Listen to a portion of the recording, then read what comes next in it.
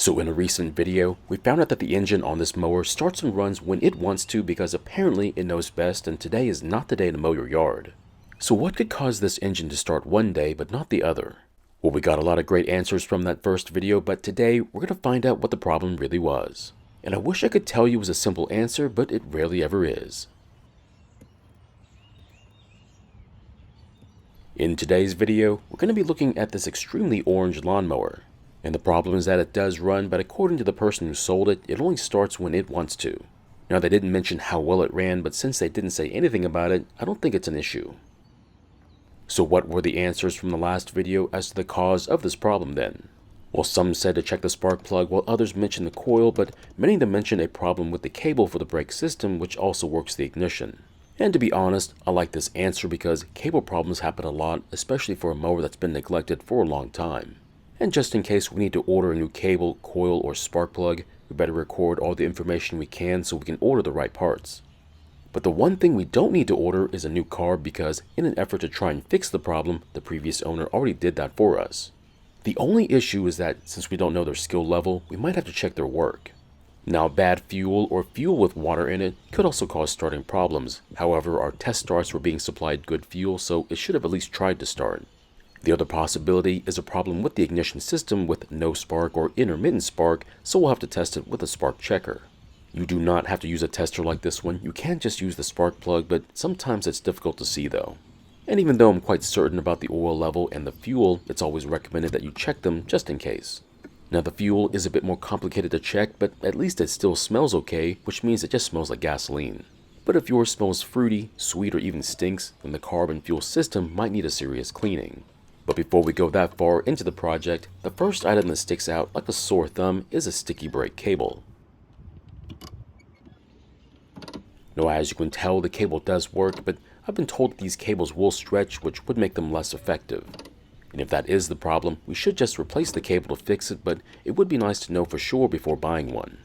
Now, a weak and flimsy handle wouldn't help out our case either, but another way to test this would be to take out all the slack from the cable. You could also use a zip tie to pull on the anchor or possibly tie a knot into the cable itself. But yet another way would be to drill a new hole in the handle to move the anchor point about a 1/4 inch lower. However, this is very unsightly. But if you wanted to make a very slight change without making it totally obvious, you could just bend the metal anchor point away to the left to get rid of that slack. But I do want to show you exactly how it attempts to start, that way you can compare it to yours.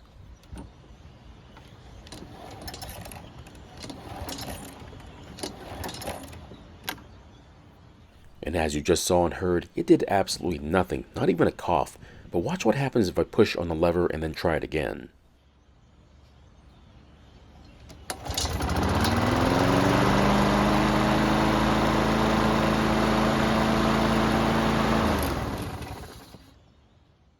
So what just happened? I mean, we didn't even have the handle down when we nudged the lever.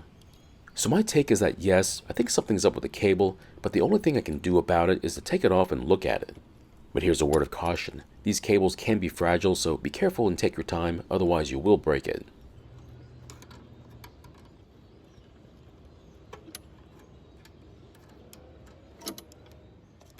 Now this one really wasn't that bad, but it doesn't take much to ruin these, but yet again the damage or the concerning part is what's inside the plastic part. That's because if a mower is left outside in the elements, the metal could corrode and cause a lot more interference with the plastic part. And as you just saw, it took quite a bit of force to move the cable, whereas a new one would take hardly any effort at all. That means we've got a lot of cleaning to do on this cable, and this is about the best way I know how. Now for those that have seen this method before, it's no surprise, but if you've not seen it, I'm just letting gravity help me to clean the cable before lubricating it. I know it sounds simple and that this method shouldn't work as well as it does, but this method has saved me countless times from having to buy a new cable. But could you use this method while the cable is still attached to the machine? And the answer is yes, but it won't be quite as effective.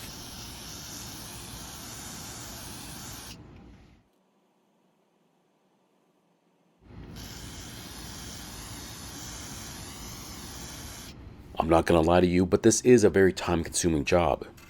But if you could find a way to force a lot of brake cleaner into the cable, it would make it much faster. And don't be surprised if it takes you all day to do this or 10 minutes, it just depends on how bad the cable is. Now in real time, the job you're seeing me do took about 30 minutes, but you can't overdo it.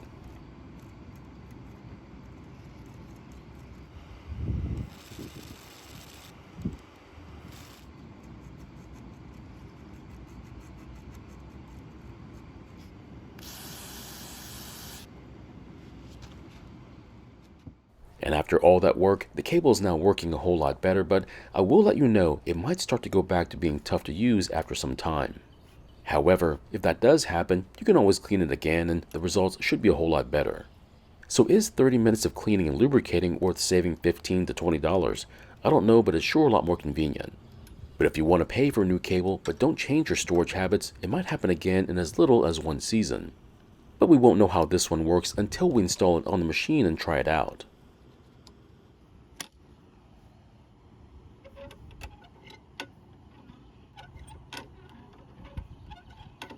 And I'm very happy to report that it seems to be working 10 times better, but we'll have to see if it starts to get stiff again after some time. But the real world test to see if all that work was worth it is trying to start it, but with hopefully better results this time.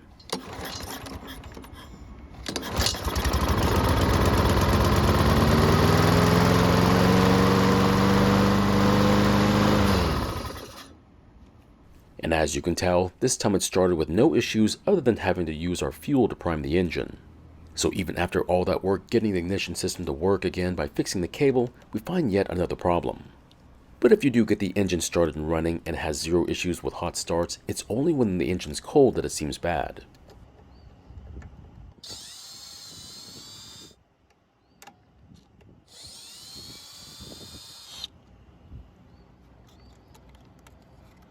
And with the airbox assembly off the carb, we see what the problem really is. So it looks like the choke flap is not fully closed as it should be. That means the carb isn't getting all the extra fuel that it needs, especially when the temperature drops below 65 degrees. Here's the issue. The choke flap is not the cause, but the result of another problem. So we need to get a full view of the top of the engine so we see what could be the source of this problem.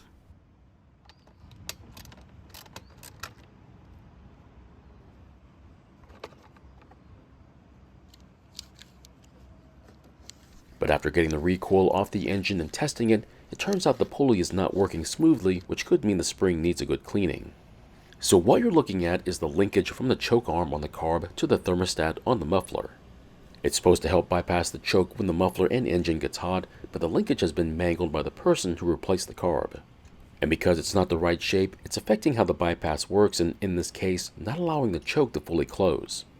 Yes, we could just order a new one, but come on, we just need to reshape the linkage so the flap will be closed again. This will take some trial and error, but it shouldn't be too difficult to fix.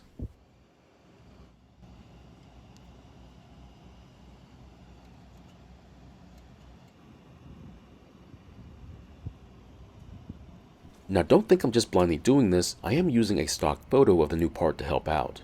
But after several minutes of getting it wrong to almost right, I think it's now working just like it should be.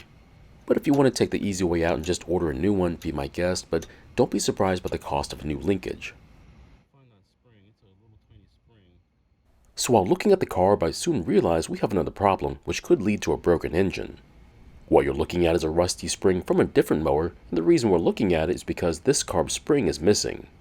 Now this is no ordinary spring, this is to help control the engine speed, so it's interesting that the engine didn't over-rev, but I think it's due to how it's designed. We'll just carefully install the spring and see how it runs, and if it works, we can either keep it that way or replace it. Just be careful because these are very easy to lose and it happens quite often.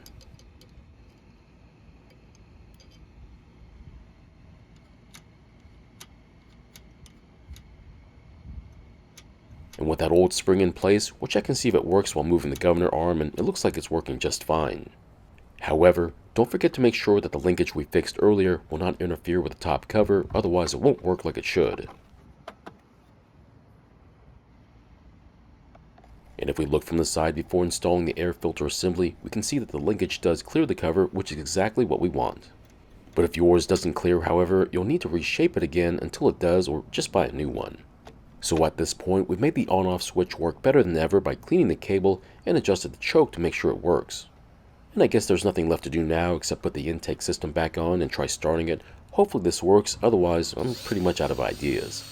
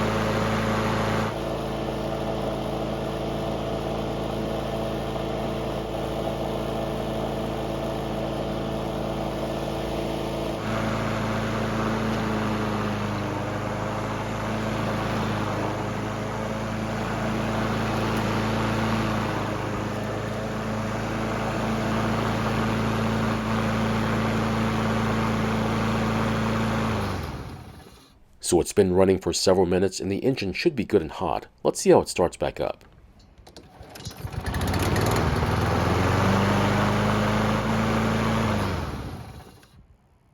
And as expected, the engine started right back up with no issues, but if yours doesn't start back up until the engine cools down, then you might have to inspect the valve clearances, which we might still end up doing.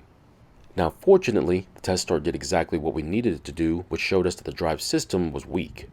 But luckily, this one has an adjuster on the cable to put more tension on the cable and the belt, which then made the drive work a lot better, but you might still consider getting a new belt in the future. Now, this style of drive has two handles, which is great, but the more complex something is, just means more to break later on. And because of that, we need to clean and lubricate this part as well, otherwise it could affect how the drive system works.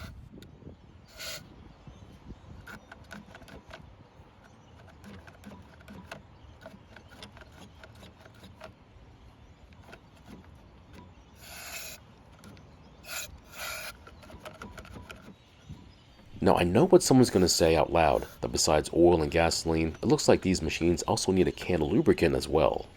And to be honest, I really have to agree with you. If there are moving parts, at some point they may not move. So the next time you go to the store, besides buying some milk and eggs, you might want to consider a can of your favorite brand of lubricant to use on your mower. That way, you can keep all the moving parts working as they should be, or you'll end up using it later on to get them unstuck, but with a whole lot more effort. So my question is, would you try and service the cable to get it working again like we did in this video, or would you just save your time and sanity and just buy a new cable instead? Thank you for watching. I really do appreciate your time here. Please feel free to ask me any questions about this project or about your own projects, and I hope to see you in the next video.